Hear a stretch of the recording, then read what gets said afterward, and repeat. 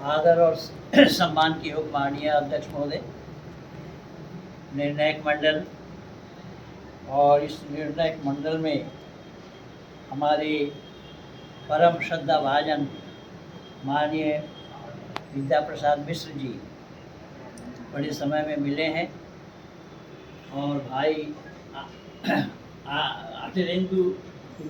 अखिलेश आर्येंदु जी ने इनकी मेहरबानी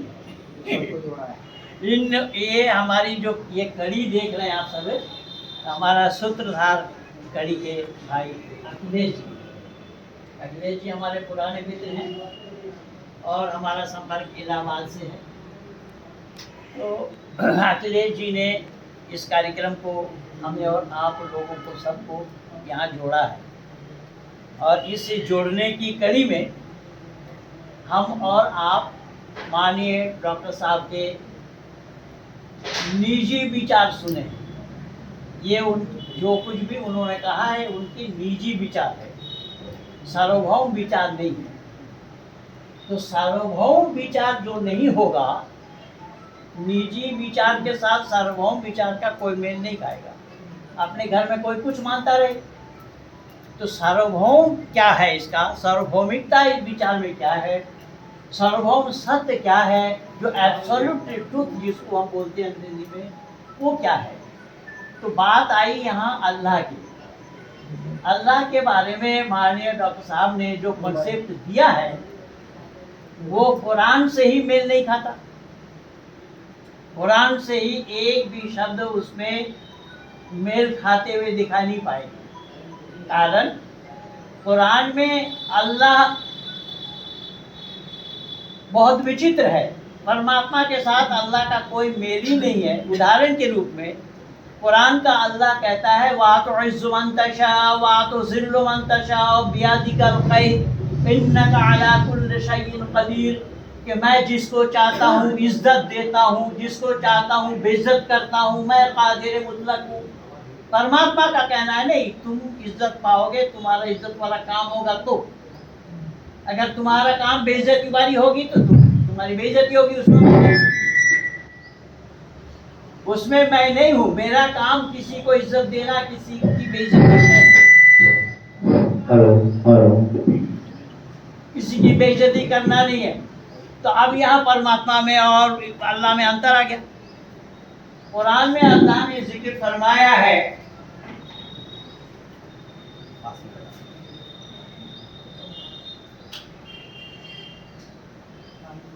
कि इन्नल्लाह यर्ज़ुक़ु मन यशाअ बिग़ैरि हिसाब, और एक दो जगह नहीं, कुरान भरा पड़ा है। मैं जिसको चाहता हूँ बेहिसाब रोजी देता हूँ, मैं कादिर मुतलक हूँ, मैं सर्वशक्तिमान हूँ, इसलिए जिसको चाहता हूँ उसको रोजी देता हूँ। परमात्मा का उपदेश है अवश्य में भोक्तव्यम कृतम कर्म शुभाशुभम, अवश्य ही भोगना है किए हुए कर्मों का फल, शुभ और अशुभ। तुम रोजी वाला काम करोगे तो रोजी पाओगे। रोजी वाली काम तुम्हारी नहीं है तो मैं रोजी देने वाला नहीं हूँ तुम्हें। तो इसमें एक दो अंतर नहीं है, बहुत सारा अंतर है। रही बात अल्लाह की, अल्लाह के सृष्टि नियम को देखेंगे तो अल्लाह सृष्टि नियम में भी गड़बड़ धारा दिखाई देंगे, क्योंकि अल्लाह की जो सृष्टि नियम है इन्होंने अपने वीडियो में बोल रखा है, लेकिन वहां पर सही जानकारी इन्होंने नहीं दी है। अल्लाह ने सृष्टि बनाई कैसी, तो वहां पर आदम को बताया गया है कि खनखनाती हुई मिट्टी से। दूसरी जगह बताया है गारे से। अब अल्लाह को ये ही पता नहीं कि गारा क्या, खनखनाती मिट्टी क्या है। खनखनाती मिट्टी में जब तक पानी नहीं डालेंगे तब तक गारा बनने का सवाल ही नहीं है।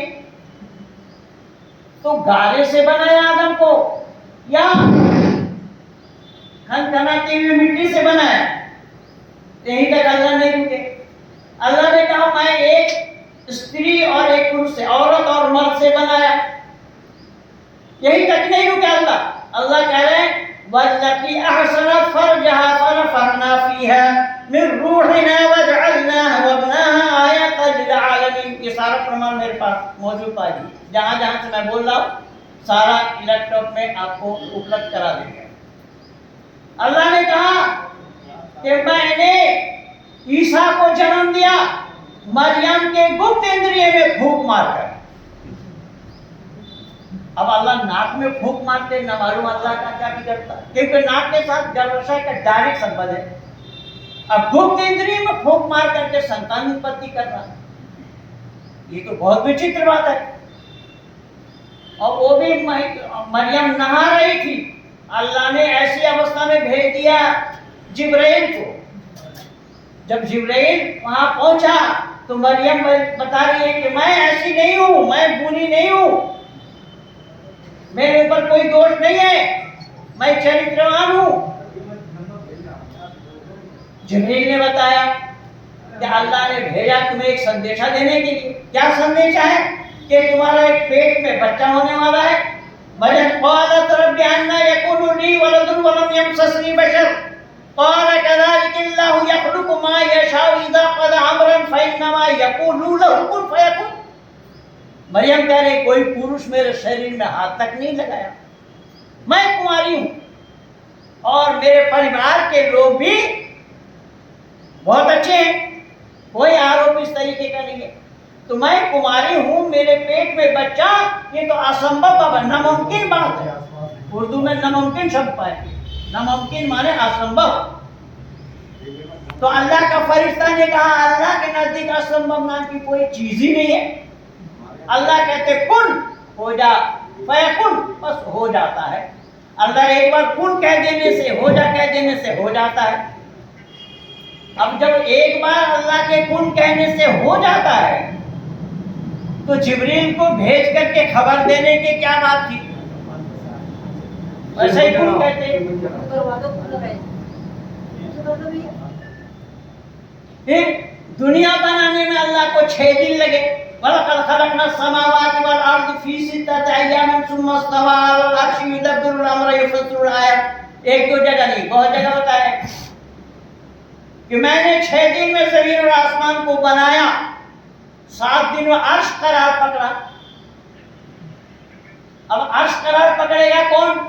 जो शरीरधारी होगा। बिना शरीर का अर्श पर जाने का कोई सवाल ही नहीं है। और एक दो जगह कुरान बना पड़ा है, वसिअ कुर्सियुस समावाति वल अर्ज़ वला यऊदुहु हिफ्ज़ुहुमा व हुवल अलिय्युल अज़ीम। अल्लाह कुर्सी पर बैठते हैं। वल्लती अहसनत फरजहा फनफ़खना फ़ीहा मिन रूहिना वजअलना वब्नहा आयतन लिल आलमीन। अल्लाह ने यहाँ ये और बताया कुरान में कि जब अल्लाह कयामत के दिन 7वां आसमान से नीचे के ओर उतरने लगेंगे तो जिस सिंहासन पर बैठ करके उतरेंगे उस सिंहासन को 8 फरिश्ते रोके हुए होंगे।